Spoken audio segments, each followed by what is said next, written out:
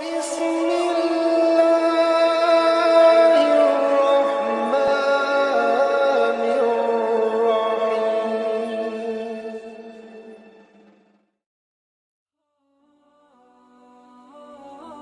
tuan-tuan yang dirahmati Allah, yang terakhir saya nak pesan, karena orang yang mencintai sesuatu, dia akan banyak menyebut tentang sesuatu tersebut.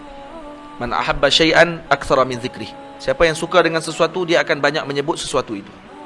Maka orang yang cintakan Rasul akan banyak menyebut tentang Rasulullah sallallahu alaihi wasallam. Maka Nabi kita telah memberikan satu ubat yang paling besar untuk kita elakkan diri kita daripada cabaran yang besar pada akhir zaman ini. Jadi saya tak tinggal tuan-tuan dengan tajuk ni. Tuan-tuan kata saya lari tajuk pula, tak lari tajuk ni. Duk ikut tajuk daripada awal lagi, habis.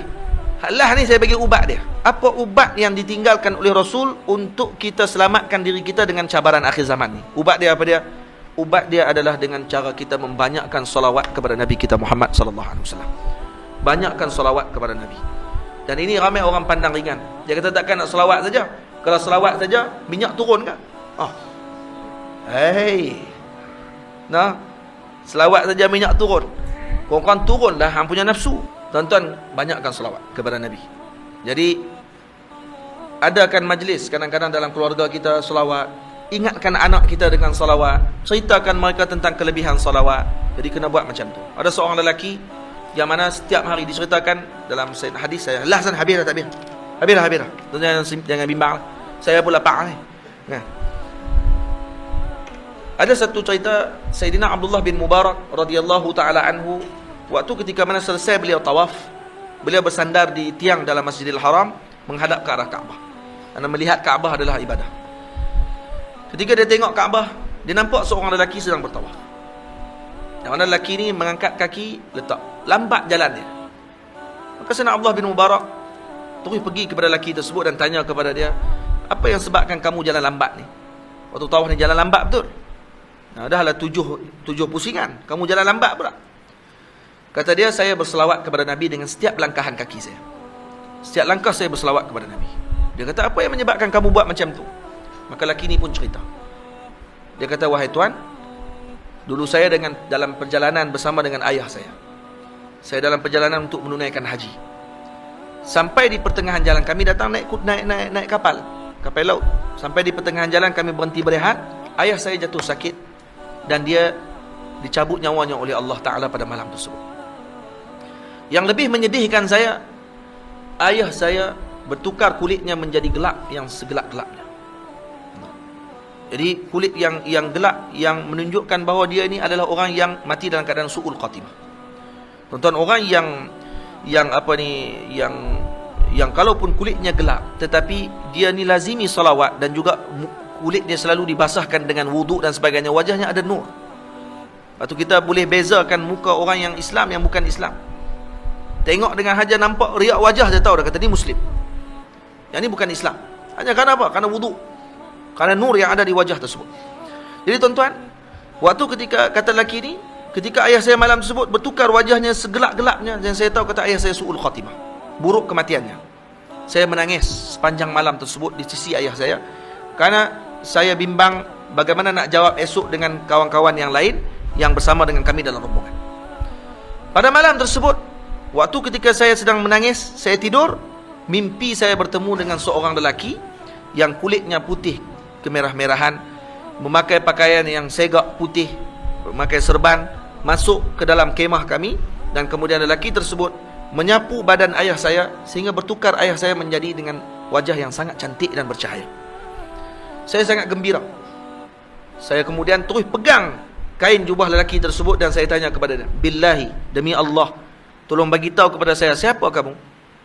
Maka kata lelaki tersebut, kamu tak kenal saya? Kata saya tidak kenal. Ana Rasulullah, kata dia.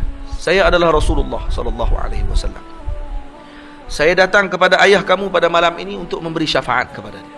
Ya, ayah kamu banyak melakukan kejahatan. Ayah kamu buat silap yang banyak. Tapi ada satu benda yang dia tidak pernah tinggal. Dia tidak pernah tinggal sebelum tidur berselawat kepada aku. Maka disebabkan tu, hari ini saya datang untuk memberi syafaat kepada dia sebelum di akhirat nanti, insya-Allah. Kata lelaki tersebut, mulai malam tersebut saya berjanji, setiap langkah kaki saya tidak akan letakkan melainkan saya berselawat kepada Nabi kita Muhammad sallallahu alaihi wasallam. Saya langkah, saya akan selawat kepada Nabi. Saya tak akan basahkan mulut saya melainkan dengan berselawat kepada Nabi sallallahu alaihi wasallam. Lepas tu ada seorang ulama mengatakan bahawa kalaulah seorang mengetahui apa yang ada dalam solawat, maka selepas solat 5 waktu, dia tidak akan lakukan perkara yang lain melainkan berselawat kepada Nabi sallallahu alaihi wasallam. Dia tidak akan buat benda lain melainkan berselawat kepada Nabi kita Muhammad sallallahu alaihi wasallam. Sebab tu tuan-tuan yang dirahmati Allah, lazimi salawat. Lazimilah salawat. Karena Nabi kita menyebut dalam hadis, dalam Al-Quran, dalam hadis Nabi kita mengatakan, man shalla alayya wahidatan sallallahu alaihi ashra. Siapa yang berselawat kepadaku sekali, Allah akan berselawat kepadanya 10 kali. Allah berselawat kepadanya 10 kali. Dan kata Nabi, man shalla alayya ashran, siapa yang berselawat kepada aku 10 kali, sallallahu alaihi mi'ah, Allah Ta'ala akan berselawat kepadanya 10 kali, 100 kali. Dan kata Nabi lagi, man shalla alayya mi'atan sallallahu alaihi alfa, siapa yang berselawat kepada aku sehari 100 kali, Allah berselawat kepadanya 1000 kali. Dan kata Nabi SAW dalam hadis, man shalla alayya alfan fi kulli yawmin, fi kulli yawmin alfa marrah, siapa yang berselawat kepada aku 1000 kali sehari, zahamat katifuhu katifi ala babil jannah. Masya Allah, akan berlaga bahunya dengan bahuku di depan pintu syurga Allah Ta'ala. Maknanya apa dia? Orang yang lazim selawat sehari 1000 kali, dia akan masuk syurga dengan Nabi SAW. Belaga bau dia dengan Nabi SAW. Dalam hadis Nabi kata, man shalla alayya alfan fi kulli yawmin alfa marrah, siapa yang berselawat kepada aku sehari 1000 kali, harramallahu jasadahu 'alan nar, Allah mengharamkan jasad dia daripada api neraka Allah Ta'ala. Maksudnya orang yang selawat 1000 kali sehari, dia ni bukan ahli neraka dah tuan-tuan. Sebab tu Allah Ta'ala sebut dalam Quran, ya ayyuhallazina amanu sallu alaihi wa sallimu taslima. Wahai orang yang beriman. Khitab ini, seruan ini kepada orang yang beriman. Maknanya yang berselawat ini confirm beriman kepada Allah. Takkan selawat seorang tadi kepada Nabi melainkan dia ni orang yang beriman kepada Allah. Tuan-tuan nak tahu tuan-tuan beriman ke tidak dengan Allah, hari itu selawat ke tidak dengan Nabi. Kalau tak selawat pun kita selawat juga dalam semayang. Alhamdulillah, ada juga semayang tan tahiyat wajib selawat. Tak selawat tak sah semayang kita. Nak jadikan kita ni beriman kepada Allah. Bagaimana dengan yang tak semayang? Tak semayang jangan tinggal selawat. Weh, tak semayang jangan tinggal selawat. Habis tu tak semayang, insya-Allah dia akan semayang lepas tu. Takkan selawat saja lepas tu tak semayang. Sebab tu ada seorang lelaki yang minum arak, dan kemudian lepas minum arak kena godam, minum arak lagi, kena godam lagi, minum arak lagi. Akhirnya para sahabat pakat kutuk dia, pakat laknat dia. Sebagian sahabat kata laknat dia. Laknat dia ni. Memang celaka betul lelaki ni. Asal minum arak, minum lagi, minum lagi, minum lagi. Lepas kena hukum pun minum lagi. Maka kata Nabi SAW, bila Nabi dengar ada sebahagian orang yang mencela sahabat ini yang suka minum arak, Nabi kata, la tal'anhu, jangan kamu laknatnya, fa innahu yuhibbullaha wa rasulah. Nah, jangan kamu laknat dia, kerana dia ini adalah orang yang mencintai Allah dan Rasulnya. Masya-Allah. Faham tuan-tuan? Jangan tengok kita dengan maksiat seseorang tersebut, kita kata dia ini tidak cinta kepada Allah dan Rasul. Kemudian dia lakukan maksiat tadi, tapi dalam hati dia penuh dengan cinta kepada Allah dan Rasul. Maksudnya nak kembalikan dia kembali kepada Allah, kembali macam mana? Kembalikan dia dengan cinta. Sebab itu tidak ada jalan lain untuk sampai kepada Allah dan Rasul melainkan melalui hub. Melainkan melalui hub. Jadi saya setakat itu dulu. Moga-moga Allah Ta'ala menyelamatkan kita semua pada akhir zaman ini, kerana kita semua sekarang berada di penghujung zaman dah tuan-tuan. Ini kata guru kami Syekh Ali Jumaah, tanda-tanda akhir zaman yang pertengahan telah selesai. Sekarang kita telah masuk pada tanda-tanda besar akhir zaman. Kita dah masuk pada tanda-tanda akhir zaman. Maksudnya kata Syekh Ali, pada awal kurun yang ke-20 telah selesai. Awal kurun ke-20 ataupun awal kurun yang ke-19 telah selesai semua tanda-tanda pertengahan akhir zaman. Tanda-tanda pertengahan dah selesai dah sebenarnya. Sekarang sudah masuk pada tanda-tanda akhir kepada akhir zaman. Jadi sebelum keluarnya Dajjal, dah ada tanda-tanda dah keluar banyak dah tanda-tanda dah tuan-tuan. Sekarang kita dah ada pada penghujung zaman dah. Dan bagaimana cabaran kita pada waktu sekarang ni, bagaimana kita nak selamatkan diri kita, melainkan kita berpegang dengan Nabi kita Muhammad sallallahu alaihi wasallam. Dan Nabi kita telah meninggalkan suatu amalan yang sangat besar, yang telah disuruh oleh Allah Ta'ala, yang telah diminta oleh Allah Ta'ala, yang amalan ini juga dilakukan oleh Allah Ta'ala sendiri. Allah Ta'ala sendiri menyebut dalam Al-Quran, innallaha wa malaikatahu yusalluna 'alan nabi ya ayyuhalladzina amanu sallu alaihi wa sallimu taslima. Sehingga ada seorang ulama mengatakan bahawa kalau seorang bertanya kepada saya apa yang Allah Ta'ala lakukan sekarang, maka saya tidak akan segan mengatakan bahawa Allah sedang berselawat kepada Nabi kita Muhammad sallallahu alaihi wasallam. Karena Allah Taala mengatakan innallaha wa malaikatahu yusalluna 'alan nabi. Yusallu dengan fi'il mudhari' bermakna dawam wal istimrar, dengan makna berterusan dan juga bertajaddud, maksudnya akan berlaku detik demi detik. Walaupun Allah tidak dikaitkan dengan masa, tapi kalau ditanya kepada kita apakah perbuatan Allah sekarang, maka kata sebahagian ulama, kami tidak akan segan untuk menjawab bahawa Allah berselawat kepada Nabi sallallahu alaihi wasallam. Kalaulah Allah berselawat kepada Nabi dan kita mengabaikan perkara tersebut, maka kita telah mengabaikan suatu yang azim, suatu yang agung, yang telah ditinggalkan, yang telah dianjurkan, yang telah diarahkan oleh Allah kepada kita. Maka inilah yang akan menyelamatkan kita dengan cabaran akhir zaman ini, insya-Allah. Aqulu qauli hadza astaghfirullahal azim li wa lakum. Saya mohon ampun, mohon maaf kerana panjang bicara saya pada malam ni. Moga-moga tuan-tuan semua dapat mengambil manfaat. Dan yang paling utama pada malam ni, kita balik jangan tinggal selawat kepada Nabi sallallahu alaihi wasallam. Ada soalan? Ada soalan kah? Tak ada soalan apa. Cuma saya nak minta tuan-tuan semua pakai ikut saya ramai-ramai je. Ikut saya, kita baca ni ramai-ramai. Jazallah anna sayyidana Muhammadan sallallahu alaihi wasallam ma huwa ahluh.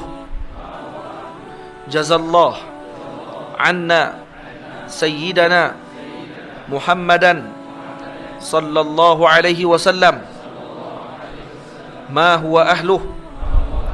Jazallah anna sayyidana Muhammadan sallallahu alaihi wasallam ma huwa ahluh. Tuan-tuan, dalam hadis disebut siapa yang membaca pada setiap pagi atau setiap harinya dibaca jazallah anna sayyidana Muhammadan sallallahu alaihi wasallam ma huwa ahluh, akan ditulis dengan satu ucapan tersebut oleh 70 malaikat. Yang malaikat tersebut akan letih. Di bahasa balarah dipanggil, maksudnya mereka tak akan letih. Cuma ni mereka telah meletihkan 70 malaikat untuk menulis pahala bacaan ini selama 1000 subuh. Dalam riwayat selama 2000 subuh. Maknanya 1000 subuh maksudnya 3 tahun, tuan-tuan. 3 tahun. Kalau 2000 subuh dalam riwayat yang lain 2000 subuh maknanya 6 tahun. Kalau baca 3 kali tadi berapa? 6 kali 3 18 tahun, tuan-tuan. Malaikat tu akan tulis lagi pahala. Saya semalam dah baca dah 3 kali. 18 tahun dah. Ni malam ni pula baca 18 tahun lagi. Jadi malaikat akan tulis pahala selama 36 tahun. Tak akan selesai ditulis pahala tersebut. Malaikat akan tulis pada setiap hari. Setiap hari akan tulis. 70 malaikat akan tulis. Bayangkan, tuan-tuan. Jadi jangan lupa untuk baca pada setiap pagi. Kita kata kesian kat malaikat, tuan-tuan. Letihlah mereka nak kena tulis. Kita semalam dah baca dah, jadilah tu. Setahun lagi kita baca lah. Malaikat tak akan letih. Allah Ta'ala akan ganti lagi 70 lagi pula akan tulis pula. 70 lagi pula akan tulis, kerana malaikat tak akan selesai. Malaikat ni adalah makhluk Allah Ta'ala yang terlalu banyak, dan mereka ni nanti akan ditugaskan oleh Allah untuk tulis perkara tersebut. Apa dia baca dia? Jazallah anna sayyidana Muhammadan sallallahu alaihi wasallam ma huwa ahluh. Ingat, tuan-tuan, baca tu. Nanti saya akan minta tulis kat belakang tu. Tulis dekat papan putih tu, pakat-pakat baca lepas ni. Lepas tu ada sebahagian orang lepas subuh dia akan buat yang tu. Habis sembahyang subuh dia akan baca jazallah anna sayyidana Muhammadan sallallahu alaihi wasallam ma huwa ahluh. Apa maksud dia, tuan-tuan? Jazakumullah maksudnya telah ucapan terima kasih kepada Allah yang telah mengutuskan Nabi kita Muhammad sallallahu alaihi wasallam kepada kita. Maksudnya ini ucapan yang kita ucapkan untuk kita bersyukur dengan Nabi kita Muhammad diutuskan kepada kita. Dan ini akan mendapat pahala yang sangat agung.